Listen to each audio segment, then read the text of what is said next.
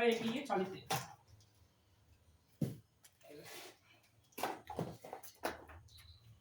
මේක සරලයි බං. හරිද?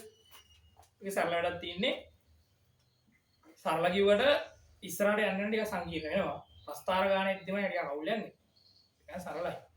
හිතා ගන්න තියෙන ගාන ටික හදාගෙන යන තමයි තියෙන්නේ. ගාන ටික චුට්ටක් තියෙන හදාගෙන යන්න.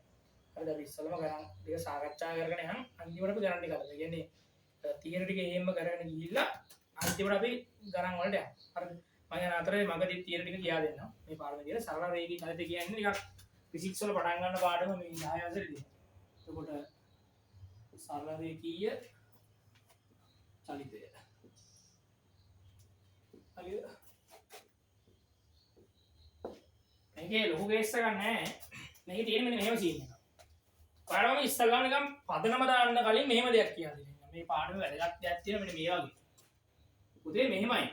බං මේ දෛශික රාශි සහ අදිශ රාශි කියලා වර්ග දෙකක් තියෙනවා. හරිද? මොකක්ද තියෙන වර්ග දෙක? දෛශික රාශි සහ අදිශ රාශි. හරිද? එතකොට බං දෛශික රාශියක් කියලා කියන්නේ එයාට නිශ්චිත දිශාවකුත් තියෙනවා, නිශ්චිත විශාලත්වයකුත් තියෙනවා. මොනවද තියෙනවද? දෛශික රාශියක් නම් උට නිශ්චිත දිශාවකුත් තියෙනවා, නිශ්චිත විශාලත්වයකුත් තියෙනවා. හරිද? ඒ කියන්නේ මෙහෙම හිතන්නකෝ දැන් ඔයා යනවා මෙහි ඉඳන් රත්නපුරට. රත්නපුරට යද්දී උඹට යන පාරේ අම්මෙනේ මේ වංගු හම් වෙනවනේ. අපි එක මෙහෙම ගමුකෝ. මෙන්න මෙතන ඉඳන් මෙතන තියෙන දෙන්න පාර මෙහෙම තියෙනවා. පාර. මෙතන ඉඳන් මෙහෙම ගියපුයි B කියලා ඉදිරියපු දින හෙලන A කියලා ගෙදරකුයි B කියලා ගෙදර. මේකේ දෙන්න මේකට යන්න දෙන ඔන්න වගේ එන වංගු පාරක් කියලා හිතන්නකෝ. දැන් මෙන්න මේ වගේ වංගු පාරක තමයි යන්නේ.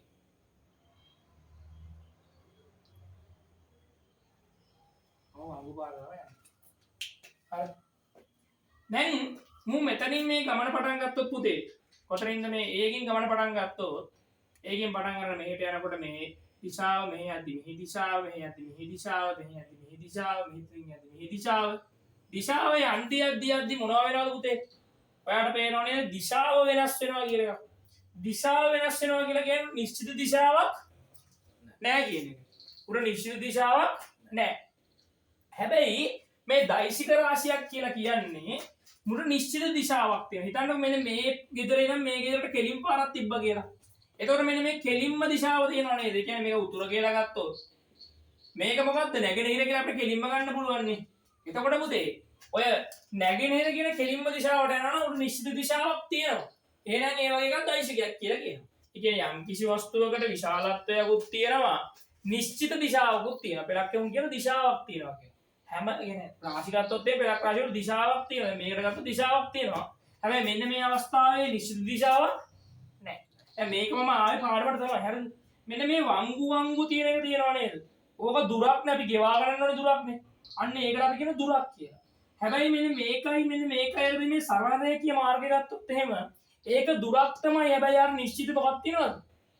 දිශාවක් තියෙනවා. නිකන් මෙහෙම හිතන්නකෝ. A එකේ ඉන්නවා සුනිමල් කියලා එකෙක්. B එකේ ඉන්නවා නයන කියලා ගෑනු ළමයි. මුන් දෙන්න ළඟට එනවා. හරිද? මෙන්නම හරිය මැදට එනවා. මැදට ඇවිල්ලා මුන් දෙන්න හරියටම ආයෙ ගෙවල් වලට යනවා කියලා හිතන්නකෝ. ළඟට ඇවිල්ලා ගෙවල් වලට යනවා. හරිද? එන්නේ එතකොට මෙන්න මේ හරි කෙලින් පාරේ ගියා කියලා හිතන්නකෝ.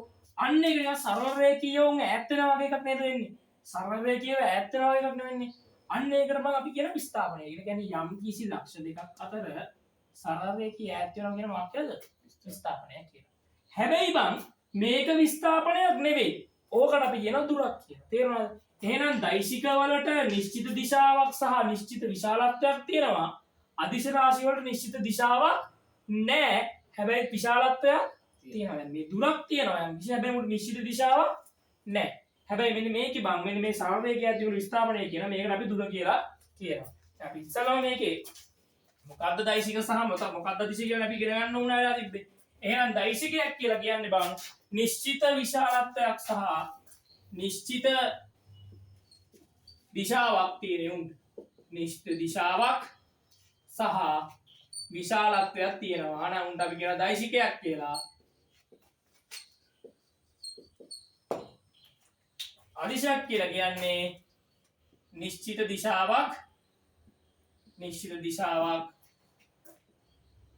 නොමැති විශාලත්වයක් පමණක් ඇති වුණා.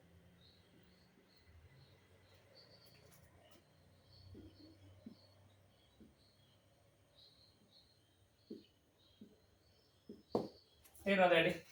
එළකිරි නේද? එහෙමයි. මේ වෙලාවට විශාල. දැන් අපි යන් දුර සහ විස්ථාපනයේද.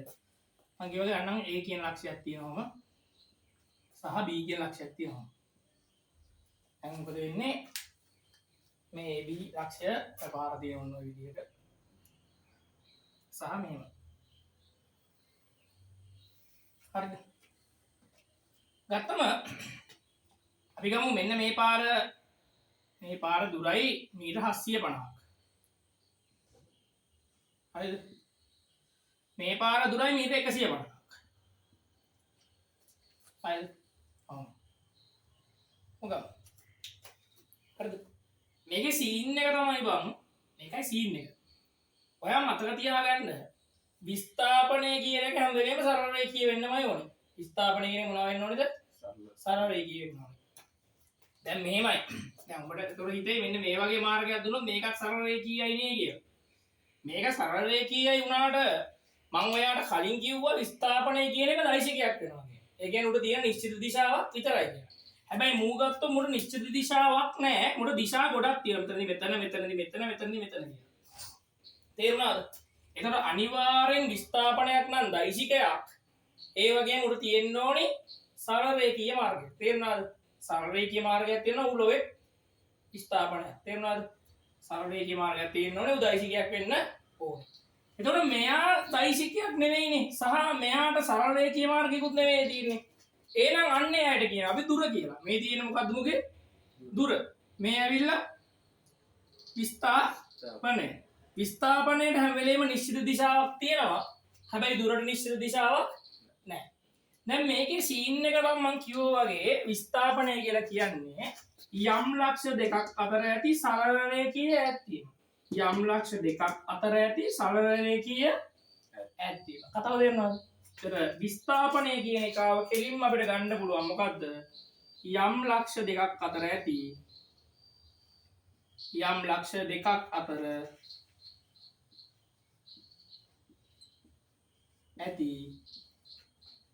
මොකක් කියලාද? සරල රේඛීය ඈත් වීම කියන. මෙන්න මේ වචන එන වැදගත්. සරල රේඛීය ඈත් වීම නිකන් ඈත් වීමක් නෙමෙයි. එතකොට මෙන්න මේකට අපි කියනවා උදේ මොකක් කියලාද? විස්ථාපනය කියලා. එළකිරි නේද? සුපිරි. මෙතනින් පස්සේ අපි ගණන් හදිලා තියෙන මම ඒක ගණන් ෂේප් එක අපි හදාගෙන යනවා. මේකත් දාගන්නකෝ. මේක උන්නේ අර ගැල්ලේ මොකක් කියනවා කියලාද? දිශාවක් තියෙනවා කියලා. එතකොට දැන් ඔය විස්ථාපනය කියන කතාව කතා කරද්දිම දිශාව කියන කතාව මතක් වෙන්න ඕනේ. කියන්නේ ආ දෛශිකයක් කියලා මතක් වෙන්න ඕනේ. දැන් ඉස්සරහට ගත්තම් බං විස්ථාපනයත් එක්ක කියන ඔක්කොම දෛශික.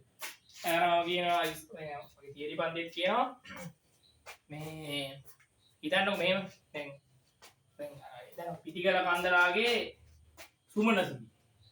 හරිද? පිටිගල කන්දරාගේ මොකක් හරි කමන්න පිටිගල කන්දරාගේ කියලා ගමු. හරිද? පිටිගල කන්දරාගේ සුමනසිරිට හම් වෙන රවිදු කියලා එකේ. උත් පිටිගල කන්දරාගේනේ. නේ? ඒ උ තාත්තගෙන් පුතානේ වාසකම එන්න එපයි. දැන් දෛශිකයක්ට මොකක් හරි ඉපදෙනවා නේද? දෛශිකයක් කියන්නේ විධාන විස්ථාපනය ගන්නකො. ඒ විස්ථාපනය බෙදීම කාලය සමානයි ප්‍රවේගය. විස්ථාපනයේ බෙදීම කාලය සමානයි ප්‍රවේගය. ඒ විස්ථාපනයේ දෛශිකයක් නම් ප්‍රවේගයක් වෙන්න ඕනද? දෛශිකයක් වෙන්න ඕනේ. ඒතකොට ප්‍රවේගයේ බෙදීම කාලය සමානයි ත්වරණය. එහෙනම් ත්වරණයක් දෛශිකයක් වෙන්න ඕනේ. ඒතර උගෙන් පැවතගෙන එන සේලම දෛශික වෙන්න ඕනේ. ඒක මතක තියාගන්න. සහ ඔයා එක ඒ වගේ මතක තියාගන්න ගමන්ම ඔයා නිකම් මතක තියාගන්න අපි එදිනෙදා ජීවිතයේදී කතා කරන ඔය ප්‍රවේගය ඒ වගේ දේවල් වගේම තමයි බර කියලා කතා කරනවානේ. චූටි කාලේ බං අපි එක්ක යනවානේ බර කිරන්න කියලා. ඇත්තටම කියන්නේ බර නෙමෙයි ස්කන්ධේනේ. බරට දිශාවක් තියෙනවා. හැබැයි ස්කන්ධයට දිශාවක් නැහැ. තේරුණාද? බර කියන්නේ දෛශික රාශියක්. ස්කන්ධය කියන්නේ දෛශික රාශියක් නෙවෙයි. බර කියලා කියන්නේ ස්කන්ධය කියන මෙන්න මේ අපේ ඇඟේ යම් කිසි පදාර්ථ ප්‍රමාණයක් තියෙනවානේ. අනේ පදාර්ථ ප්‍රමාණය තමයි ස්කන්ධය කියලා කියන්නේ. ඒ ස්කන්ධය පොළොව මගින් ඇද ගන්න ගුරුත්වය ත්වරණය මගින්. අන්න ඒකට තමයි අපි කියන්නේ බර කියලා. ඒක ඉස්සරහට ඇති මම කියා දෙන්න තමයි ඉස්සරහට තියෙන අස්වස් කතා ටික. අපි ඩියුටනීම කතා කරද්දී බර සහ ස්කන්ධ අතර වෙනස වෙනවා. තීරි පන්තියේ කියලා දෙලා තියෙන්නේ මම හරියට මේ මොනවද රීෂන් එකෙන් කතා කරගෙන යනවා. එතකොට මේක මෙහෙමයි වෙන්නේ. දැන් අපි දැන් කතා කරගෙන යන්නේ ස්ථාපනයනේ. හිතන්න මෙන්න මේ වගේ පාරක් තියෙනවා කියලා. මම ඔයාලට එක ගානක් දෙන්නම්. පස්සේ ඔයා මේ හදන එක ගානක් හදන විදිහ කියා දෙන්න. පස්සේ මේ ඔයා පේපර් වල තියෙන ගණන් ටික හදාගෙන යන්න තියෙන්නේ. හරිද? ගණන් එන්න පුළුවන් වගේ දෙකක් තුනක් විතර කියා දෙන්න. අපි ගමු මෙහෙම තියෙනවා. මෙහෙම පාරක්. මෙහෙම පාරක්. මෙහෙම එයා A එයා B මෙයා 50 මීටර මෙයා 100 මීටර මෙයා 50 මීටර මෙයා 150 මීටර හරිද මෙයාට දිශාවක් දීලා නැහැ කියලා හිතන්නකෝ ඔයයන් අහනවා දුර මෙයාගේ දුර කොයිද කීයද කියලා දුර කීයද මේ වගේ එකද දුර හොයන්න එපා. මෙයාගේ දුර මොකක්ද කියලා ඉස්සර දැනගන්න. දුර කියලා කියන්නේ නිශ්චිත දිශාවක් නෑ දුරට. ඒ කියන්නේ මෙන්න මෙයා මෙන්න මේකනේ දුර කියන්නේ. එහෙනම් එයාගේ එකතු ගන්න ඕනේ. මේ අතර 50යි, මෙතන 100යි, මෙතන 50යි. එහෙනම් 50යි මීටර ධන 100යි මීටර ධන 150 මීටර කියලා. පුතේ ගන්න පුළුවන් 200යි මීටර කියලා. එලා ගිරිනේ. ඕකම අපෙන් අහන විස්ථාපනය කීයද කියලා. විස්ථාපනය ගෙඩි පිටින් එනවා මෙන්න මේක.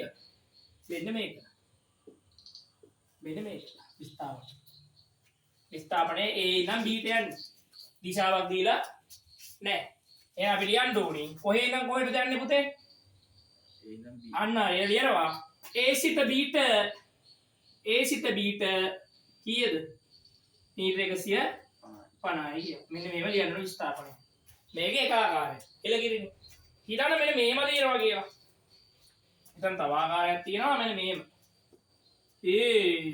ඉන්න මේම තියෙනවා. ඒක අපි ගමු x y මේම තියෙනවා. හරි. ඒක ගමු මීටර 850 මීටර මේක ගමු 250 මීටර මේ අවස්ථාවේදී දියව දෙන මෙන්න මෙයා උතුර කියලා හරිද දීලා මෙතනින් දියව දෙන අංශක ගාන මෙන්න මෙච්චර අංශක ගානකින් මෙතන ඇරින් වෙලා තින්නේ මේක අපි දාමු නිකන් අංශක අපි දාමු හතල් එකටත් එක්ක හරි දීලා දින අපි ලක්කවල මේ මේකක් දීලා තියෙන මේක එකවනි ගාන මේක දෙවෙනි ගාන ඈ මේ ඔයාලට කියා දෙන්න මේ වගේ ගණන් ආවත් අද මේක එකවෙනි ගාන දෙවෙනි ගානේ දැන් ඔයාලට පේනවා ඔයා ඉස්සෙල්ලාම අහනවා දුර කේස් එකක් තියෙනවා දුර ලියන්න පුළුවන් නේ දුරට මොකක් නැද්ද නිශ්චිත දිශාවක් නැහැ හැබැයි මුට නිශ්චිත දිශාවක් තියෙනවා මුට නිශ්චිත දිශාවක් නැහැ එහෙනම් මූ තමයි කවුද දුර කියන එක ඔගේ අගේ කීයද 850 එල කිරි 850 මීටර හැබැයි පුතේ විස්ථාපනය ගත්තොත් විස්ථාපනයේ නිශ්චිත දිශාවක් තියෙනවා විස්ථාපනය අපි අගේ දන්නවා 250යි කියලා දැන් දන්නවනේ ඔක 250යි හැබැයි උතුරෙන් අංශක 60ක් කොහේ පැත්තට වෙట్లా තියෙන්නේ ඔක උතුරෙන් අංශක 60ක් කොහෙටද මේ ඇවිල්ලා උකුල් ඊළඟ නැගෙනහිරට නේ එයා වෙනවා 250යි මීටර 250යි මීටර උතුරෙන් අංශක 60ක් නැගෙනහිරට ගියා නැගින ඉරට ගිහලිය ඔය එළගෙන තේරෙනවද මේක දෙවෙනි ආකාරය තේරෙනවද තව ගානක් එන්න පුළුවන් ආකාරයක් තියෙනවා මේක තුන්වෙනි ගාන හිතන්න විස්ථාපනය ඇස්යෙන් ඉන්න පුළුවන් ගණන් සේරම වගේ උදාහරණات එක්ක කියලා දෙන්නේ මේ වගේ ලක්ෂ 3ක් තියෙනවා මම ගන්නම් මූ තේරෙන මෙහෙම ගිහින් එතන ගමු මෙයා A මෙයා B මෙයා C මෙහෙමයි ගමු මේක 100යි මීටර AB දුර 100යි BC දුර 50යි හරිද? දීලා තියෙනවා A නම් B ට යනවා, B නම් C ට යනවා, C නම් ආයෙ B ට එනවා. වෙන්න පුළුවන්. A නම් B ට යනවා, B නම් C ට එනවා, C නම් B ට එනවා. දැන් මොකේ දුර අහනවා. මෙහේ ඉඳන් මෙහෙට ගියා 100යි, මෙතන ඉඳන් C ට ගියා 150යි, ආයෙ මෙහෙට ආවා 200යි. ඒ කියන්නේ බං දුර ගත්තොත් දුර සමානයි මෙතන 100යි මීටර ගියා AB, BC ගියා 50යි මීටර, ආපහු 50ක් ආවා, ඒකත් එක්ක ඔක්කොම 200යි. එක තේරෙනවද නේද? එළගිරිනේ 200යි මීටර. විස්ථාපනය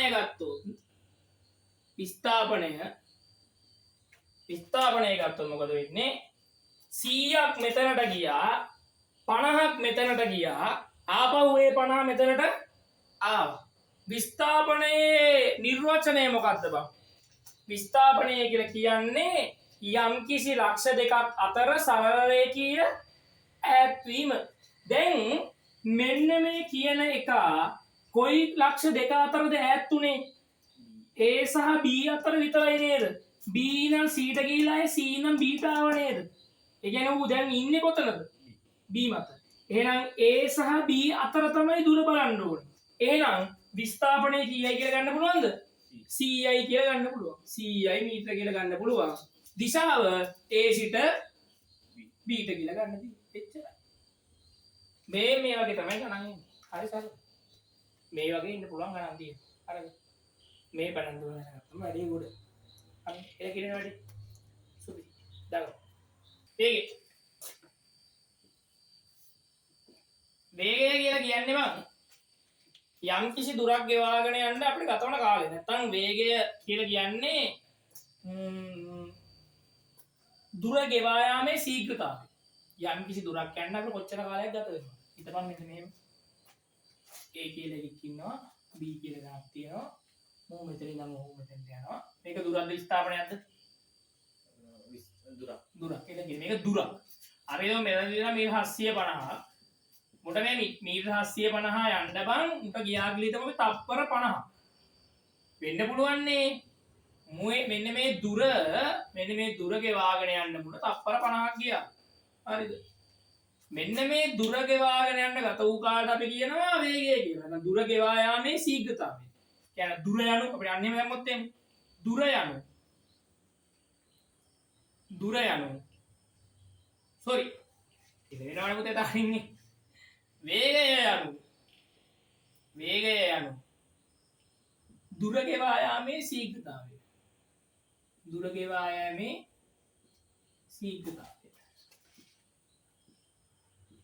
ඒ කියන්නේ යම් කිසි දුරක් යන ගමන කාලය. ඉතින්යි සරලයි. ඔය කෙලින්ම දානවා මේ ඔය වේගය සමානයි දුර බෙදීම කාලය. හරිද? මේක බං දුර කිලෝමීටර වලින් දීලා කාලය පැය වලින් දුන්නොත් ඌ පැයට කිලෝමීටර kmh ඍණ 1 මෝ පැයට දුන්නොත් මේ h හොඳේ මේ k මෝ පැයට කිලෝමීටර kmh ඍණ 1 දුර මීටර වලින් දීලා කාලය තප්පර වලින් දුන්නොත් ඌ තප්පරයට මීටර. බොහෝ දුරට අපිට ගණන් හදන්න ඔය දෙකෙන් තමයි. හරිද? නිකන් දැන් මේ ගානටම ඔබ නිකන් හදලා කරත් එක මේ ගානටම කෝපි. මේ ගානේ කියනවා මීටර 750ක් ගත යන්න තප්පර 50ක් ගියා. මේකට බං විද්‍යාව ඇතුලේ ගණන් හදද්දි විද්‍යාව කියන විෂය ඇතුලේ ගණන් හදද්දි ඔයාලා ඔයත් මේ සූත්‍ර දාලා ගණන් හදන්න ඕනේ. නිකන් මේක MCQ එක නෙවෙයි නේද? හොඳේ. MCQ එකක් නම් ඔයාලට ඒ වෙලේ රක් ගාලා බෙදලා අරන් ගන්න හදන්න පුළුවන්. ඒ කේස් එකක් නැහැ. හැබැයි MCQ එකක් නෙවෙයි නම් ඔයාලා ඔයත් මොනවා කරන්න ඕනේද? සූත්‍ර දාලා ගන්න හදාගෙන යන්න ඕනෙමයි. එතකොට මේ දාන සූත්‍ර දෙකක් මෙන්න මෙයා. මේ දාන්න ඕනේ. වේගය සමානයි දුර බෙදීම කාලය දාන්න ඕනේ. එහෙනම් කාලය දාන්න තියෙන්නේ. වේගය සමානයි දුර බෙදීම කාලය. දුර සමානයි කීයද? මීටර 750යි කාලය තප්පර 50යි බිඳුවට බිඳුව කැපෙනවා 5ට 1යි 75ට ගියද? 75ට මතක නැහැ. 75ට ගියද? මම බෙදලා බලන්න මතක නැත්තම් කොහොමද? මේ 75ට ගියේ නැද්ද වෙන්නේ නැහැ. අත නැත්තම් බෙදුවා. 4 1යි 15ක් ඉන්න ඕනේ. 1 කරක් 5යි. දෙකක් ඉතුරුයි 25ට 5යි 15යි ඔන්න එනවා. හරි. 15ක් ඉන්න ඕනේ මතකයි තියෙන්නේ. මට මතක නෑ මට මතක නැති වුණා නේ බලන්න. ඒ එනවා 15යි ms ඍණ 1යි ගියා. හරි. හරි. 15යි ms ඍණ 1යි. තේරුණාද? මෙහෙමයි වේගේ වань. මේ වේගේ. සරලයි. සරල නැද්ද? හරි සරලයි. ඔයාට දැන් වේගයක් ආශ්‍රය ගණන් එන්න පුළුවන් ආකාර තුනක් තියෙනවා. එකක් දුරයි කාලයේදී වේගය හොයන්න ඉන්න පුළුවන්. වේගයේ කාලයේදී දුර හොයන්න ඉන්න පුළුවන්. දුරයි වේගයේදී කාලය හොයන්න ඉන්න පුළුවන්. ඒකට අපි ගණන් හදලා බලමු. මෙහෙම හිතන්න. මෙහෙම හිතන්න. ඔයාට දෙනවා මෙහෙම. මෙහෙම තියනවලු. දුරක් තියනවලු CD කියලා. මේ CD දුර යන්න මීටර තප්පර ගියාලු 20ක්. මෝ ගෙය දෙන්නේ ඒකාකාර වේගයකින්ලු 10 ms ඍණ 1. එහෙනම් දානවා. වේගය සමානයි දුර බෙදීම කාලය. වේගය 10 ms ඍණ 1යි. දුර දන්නේ නැහැ. ඒක දුරමයි. කාලය තප්පර 20යි. මේක මෙහෙට අරන් ගියා 10යි ms ඍණ 1 ගුණ කිරීම 20යි s. ඔය විද්‍යාව මොනක තියෙනවා ඒකක තියෙනවා නම් ඌ දාගෙන බෙදාගෙන යන්න ඒක පුරුදු වෙන්න. සමානයි දුර. එනවා ඍණ තප්පරයට මෙතන තප්පරයට තප්පර කැපෙනවා. ඉතුරු වෙනවා දුර සමානයි 10යි මීටර ගුණ කිරීම 20. ඒ කියන්නේ උත්තර එනවා 200යි මීටර කියලා. කොහොමද දාන්න පුළුවන්? මේක විදිය. තව එකක් තියෙනවා මේ. තව ගණක් කරනවා මෙන්න මේ විදිය. මේක තියෙනවා. දේව තියෙනවා. මෙතන x මෙතන y. පාඩ දෙනවා මෙතන මෙතනට මේ 100යි. මොකද කියපු වේගේ අපි ගමු 5 ms ඍණ 1යි කාලය හොයන්න කියනවා. කාලය හොයන්නේ කොහොමද? දාන අරගෙන මොකද්ද? වේගය සමානයි දුර බෙදීම කාලය. දුර 100යි m වේගය 5 ms ඍණ 1යි බෙදීම කාලය. කාලය මෙහෙට ගේනවා. වේගය බලට ගෙනියන තුර වෙනවා 100යි මීටර බෙදීම 5 ms ඍණ 1යි මීටර මීටර කැපෙනවා. s ඍණ 1 උට්ට යනවා. ඒක තත් s වෙනවා. 100 පාර බෙදන තප්පර 20යි කියලා උත්තර එනවා. කොහොම ගන්න හදන්න පුළුවන්. ඔක ඉතින් හරිනේ. කොහොමද ගන්න යන්න පුළුවන්. සරලයි. ඔයගේ ගණන් ආකාර තුනක් තියෙන හදන්න. පොඩ විදි තුනටම හදන්න පුළුවන් කේස් එකක්. දැන් බලන්න. කාලයයි දුර මේකට අපි කියන කාලය සමග දුර වෙනස් වීමේ වගුවක්. එහෙම නැත්නම් සටහනක්. හරිද? මේකේ බලන්න තප්පර එකක් යද්දී මූ කොච්චර දුරක් ගිහලා තප්පර එකක් යද්දී මූ මීටර 3ක් ගිහිල්ලා. දෙවෙනි තප්පරය යද්දීත් මූ මීටර 3ක් ගිහිල්ලා. තුන්වෙනි තප්පරය යද්දීත් මූ මීටර 3ක් ගිහිල්ලා. හතරවෙනිදිත් මූ 3ක් ගිහින්. පහේදිත් 3ක් ගිහින්. හයේදිත් 3ක් ගිහින්. හතේදිත් 3ක් ගිහින්. අටේදිත් 3ක් ගිහින්. නවයේදිත් 3ක් ගිහින්. 10ේදිත් මොනවද 3ක් ගිහින්. ඒ කියන්නේ මූ අර තප්පරයකට හරියටම නියතව නේද මුගේ වේගය වැඩි කරන්නේ 3නේ වැඩි කරගෙන තියෙන්නේ. අන්න එහෙම යනවනම් කියන්නේ මූ හැම වෙලේම වැඩි කරගෙන තියෙන්නේ 3. ඒ කියන්නේ මූ අර නියතව තමයි වැඩි කරගෙන තියෙන්නේ. වැඩි කරගන්නේ ගානට ෂේප් එකේ 3 වැඩි කරගෙන. තේරුණාද? අන්න ඒ වගේ අවස්ථාවකදී අපි කියනවා මුට තියෙන්නේ නියත වේගයක් කියලා. මොන වේගයක් කියලාද? නියත වේගයක් කියලා. ඒ කියන්නේ මුගේ වේගය සෑම තත්පරයකදීම එකම වේගකින් වැඩිලා හින්දා අපි කියනවා මු ගමන් කරලා තියෙන්නේ මොන වේගකින් කියලාද? නියත වේගකින් කියලා. ඒ කියන්නේ වස්තුවක් සෑම තත්පරයකදීම වැඩි වෙන වේගය නියතව තියෙනවා. අපි කියනවා මොන වේගකින් කියලාද? නියත වේගකින් කියලා. වස්තුව ගමන් කරන්නේ සෑම තත්පරයකදීම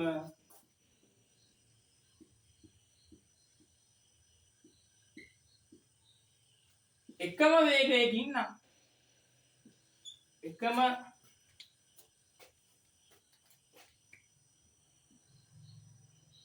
වේගයකින් නම් එකම වේගය කියන පොඩි උලක් එනවනේ. ඒ උල පාදන්න පුළුවන්. මේ පළවෙනි තත්පරයේ වේගය. මම බලන්න පුළුවන්. පළමු තත්පරය තුලදී වේගය. සමානයි දුර බෙදීම කාලයනේ. දුර 3යි කාලය 1යි. වේගය 3යි ms ඍණ 1යි. දෙවෙනි තත්පරය තුල බලන්න පුළුවන්. වේගය බලන්න පුළුවන්. කේස් එක ගන්න. ඒ 3 බෙදීම 1යි එන්නේ 3යි ms ඍණ 1යි. අපි දිගටම බැලුවත් 10 වෙනි තත්පරය තුලදී බැලුවත් ඒත් මූ 3යි මූ 1යි උත්තරේ 3යි ms ඍණ 1යි. එහෙනම් අපිට කියන්න පුළුවන් වස්තුව ගමන් කරන්නේ සෑම තත්පරයකදීම එකම වේගයකින් නම් ඒ වස්තුව ගමන් කරන්නේ නියත වේගයකින් කියලා. වේගයකින් නම් එම වස්තුව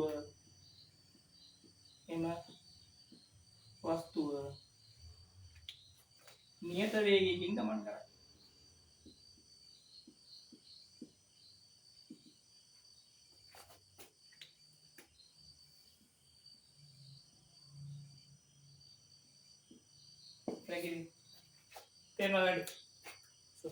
මේ අපි කියන නියත වේගය කියලා.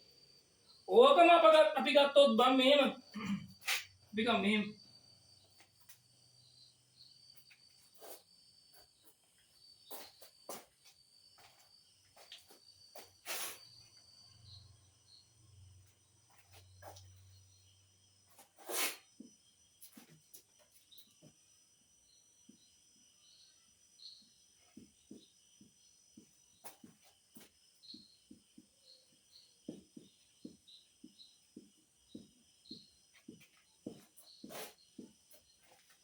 බිංදුවයි 2යි 4යි 7යි 9යි ආය 12යි ආය 16යි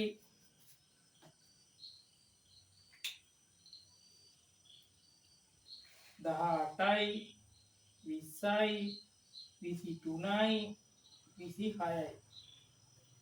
මේක ගත්තොත් ඒ පොඩි කේස් එකක්. මොකද්ද කේස් එක? බලන්නකො. පළවෙනි තත්පරය තුලදී මූ කියලා තියෙන්නේ වේගය වැඩිලා තියෙන 2කින්. දෙවෙනි තත්පරය තුලදී 2කින්. කේස් එකක් නැහැ. තුන්වෙනි තත්පරය තුලදී 3කින් වැඩිලා අන්න කේස් එකක් එනවා. තුන්වෙනි තත්පරය තුලදී 2කින් වැඩිලා අන්න කේස් එකක්. හරිද? එන්න කේස් වෙනවා. හතරවෙනි තත්පරය තුලදී මොකද වෙන්නේ? පළවෙනි තත්පරය, දෙවෙනි තත්පරය, තුන්වෙනි තත්පරය, හතරවෙනි තත්පරය, පස්වෙනි තත්පරය ඇතුළේ මොකද වෙන්නේ? ආයෙ 3කින් වැඩි වෙනවා. ආයෙ 6වෙනි තත්පරය ඇතුළේ ආයෙ 4කින් වැඩි වෙනවා. 7වෙනි තත්පරය ඇතුළේ 2කින් වැඩි වෙනවා. 8වෙනි තත්පරය ඇතුළේ 2කින් වැඩි වෙනවා. ආයෙ 9වෙනි තත්පරය ඇතුළේ 3කින් වැඩි වෙනවා.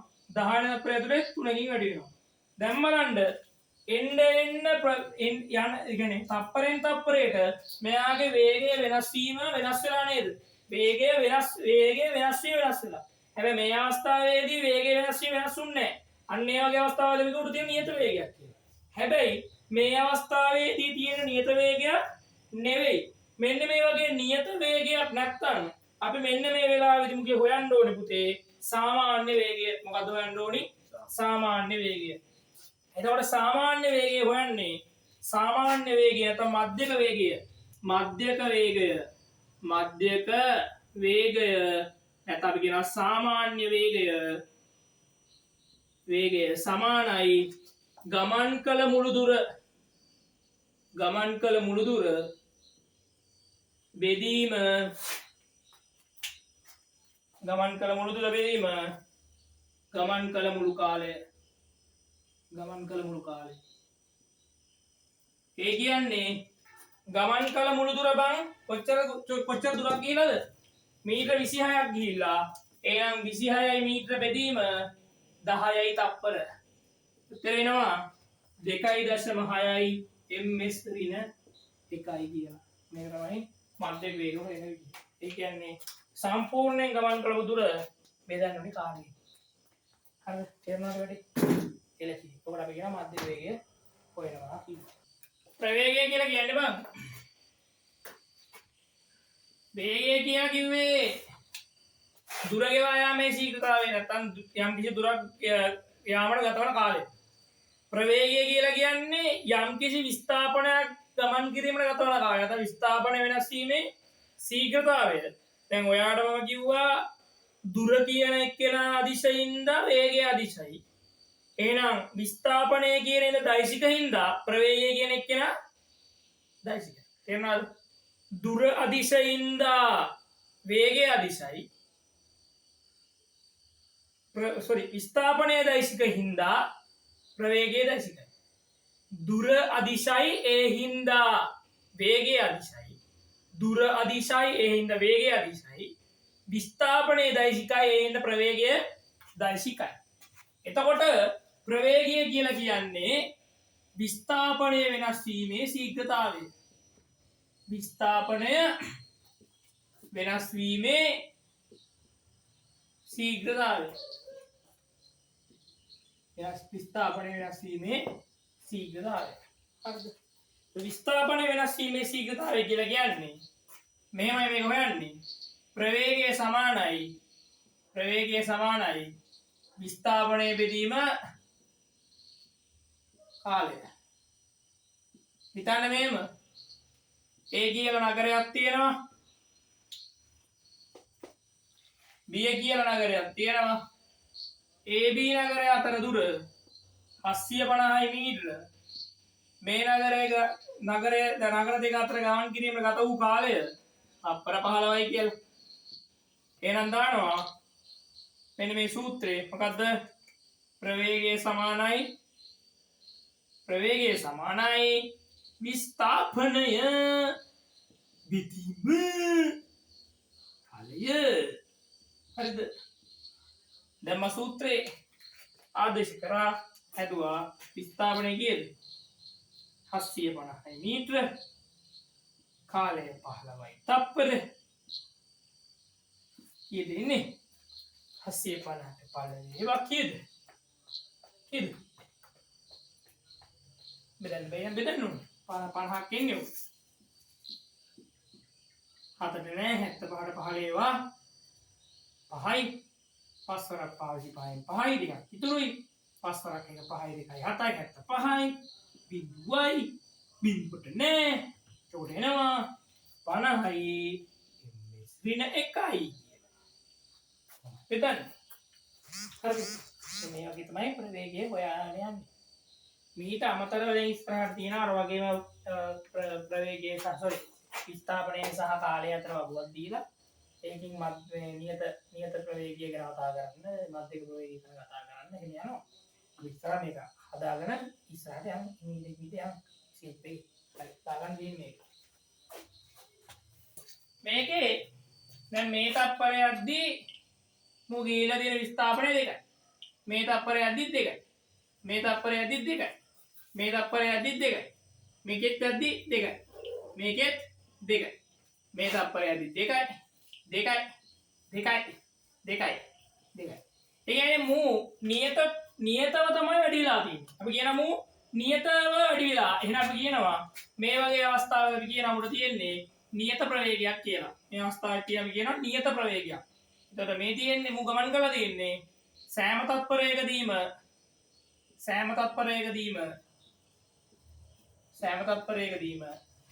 ප්‍රවේගය වැඩි වී ඇත්තේ එක මගයකින්. ප්‍රවේගය වැඩි වී ඇත්තේ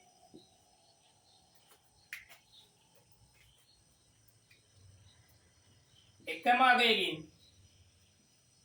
අගයකින් බැවින් මෙය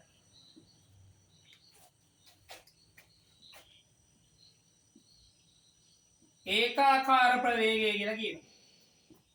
ඒකාකාර ප්‍රවේගය ලෙස හඳුන්වනවා. දැන් ඕක තවත් මේක ඒකාකාර මේ ඒක හැම අපලේම එක ගාන වැඩිලා තියෙන බාන එහෙම පුළුවන්. කොහොමද? දැන් බලන්න. පළවන තත්පරය තුලදී ප්‍රවේගය ගත්තොත් මේක තුලදී ගත්තොත් දෙක බෙදීම 1යි. 2යි ms වෙන 1යි. දෙවන තත්පරය තුලදී බැලුවත් දෙවන තත්පරය තුලදී ප්‍රවේගය බැලුවත් ඒත් දෙක බෙදීම 1 2යි ms වෙන 1යි. ඕක බලන්න අර 6 වෙනි තත්පරය තුල බැලුවත් 6යි s තුලදී ප්‍රවේගය බැලුවත් ඒත් දෙක බෙදීම 1 ඒ කියන්නේ 2යි ms වෙන 1යි. ඒ කියන්නේ මූ ගමන් කළ දෙන්නේ නියත ප්‍රවේගයෙන් නැත්නම් අපි කියනවා ඒකාකාර ප්‍රවේගයෙන් කියලා. හරි. එන කි